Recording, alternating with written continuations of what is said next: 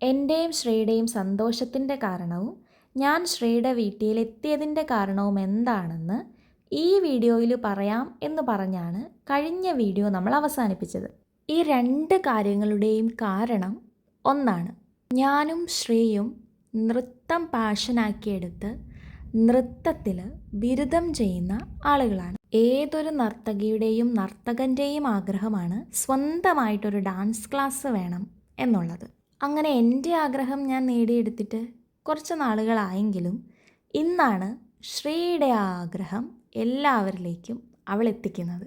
കോതമംഗലത്ത് ശ്രീ ഭൈരവി നാട്യകലാക്ഷേത്ര എന്ന പേരിൽ ശ്രീ ഒരു നൃത്ത സ്ഥാപനം തുടങ്ങി.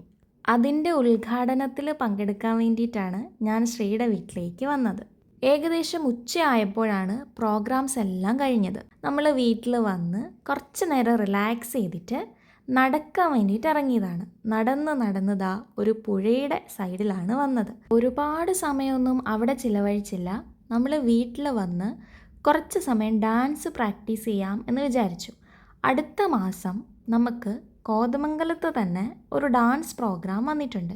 പ്രോഗ്രാമിന് ചെയ്യാനുള്ള ഇനങ്ങൾ പഠിക്കാനും പ്രാക്ടീസ് ചെയ്യാനും ഇനി മുന്നോട്ട് ഒരുപാട് സമയമൊന്നും കിട്ടില്ല എന്ന് മനസ്സിലായതോടെയാണ് ഞങ്ങളുടെ രണ്ടുപേരുടെയും പോർഷൻസ് എന്താണെങ്കിലും വൃത്തിയായിട്ട് പഠിച്ച് പ്രാക്ടീസ് ചെയ്ത് നിൽക്കാം എന്നുള്ളൊരു തീരുമാനത്തിൽ ഞങ്ങൾ എത്തിയത്.